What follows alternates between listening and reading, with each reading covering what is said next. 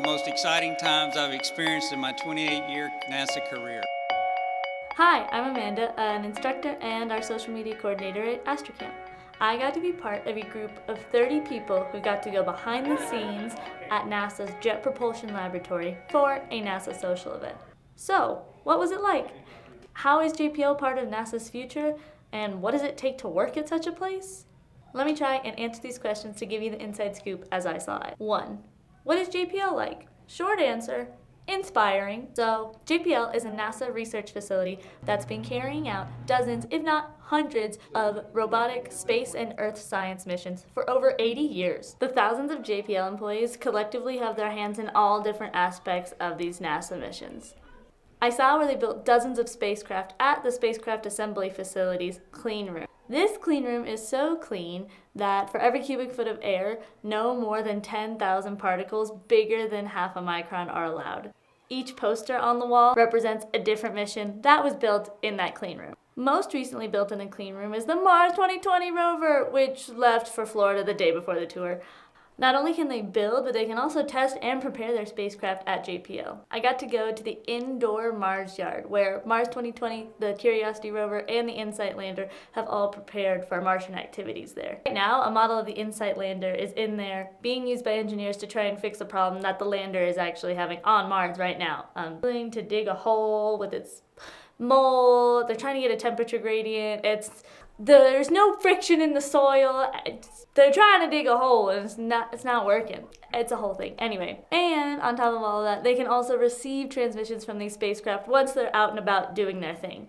This was probably my favorite place to see. It's their Space Flight Operations Facility, aka Mission Control. So these spacecraft point their little antenna and send their data towards Earth, and Mission Control is sometimes the place that receives it. The first mission to get to the moon, Apollo 1, unmanned, but those transmissions were sent to Mission Control at JPL.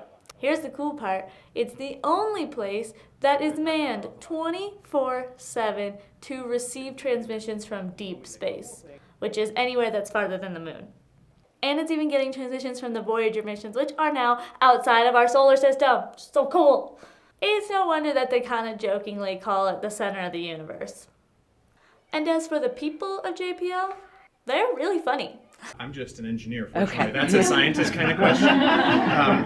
And as any NASA employee would probably tell you, NASA ranked the best place to work in the federal government for the 8th consecutive year. Thank you, NASA. Basically, everyone's super excited to be there. 2. What is NASA's future and how is JPL a part of it? NASA's future is all about exploration. A new system to land humans on the moon. A robotic rover to map ice on the lunar South Pole.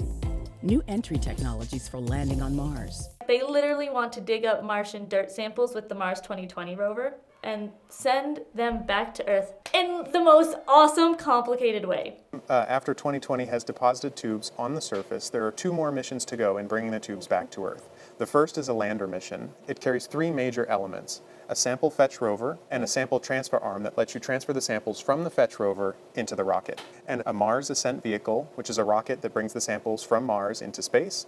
Meanwhile, the orbiter has also launched from Earth in 2026 and is making its way towards Mars, and it will be in position by the time the rocket's fully loaded. The orbiter will then go to the sample container that the rocket's put into space and then capture it, ultimately bringing them to Earth in 2031. That sounds complicated. It is complicated.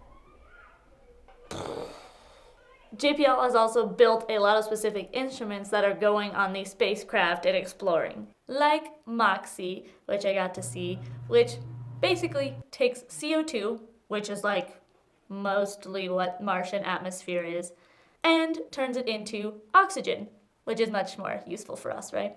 Basically, JPL is playing a large role, like it has before, in this new era of exploration.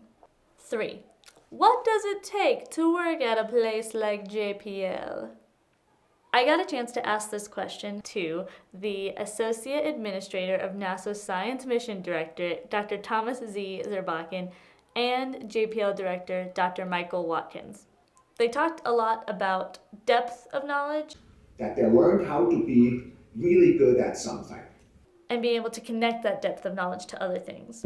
And linking those neat silos together is something we've understood to be more and more important. What stuck with me the most was what Dr. Z emphasized. They know how to work in teams. Because what we're about here is bigger than any one person.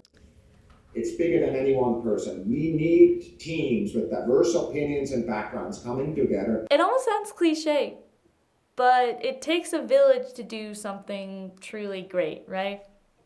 I love all of these answers because no one says the word talent. All of us who instruct here at AstroCamp have our degrees in some science-related field like physics or astronomy, geology, right? And none of us got degrees just off of talent. Science isn't something that you are just gifted when you are born. It's gotta be something that you want and that you're willing to work really hard for. And I think that was my biggest takeaway from spending the day with a bunch of awesome scientists and engineers and JPL people. Thanks for watching. What questions do you guys have? Post them in the comments below.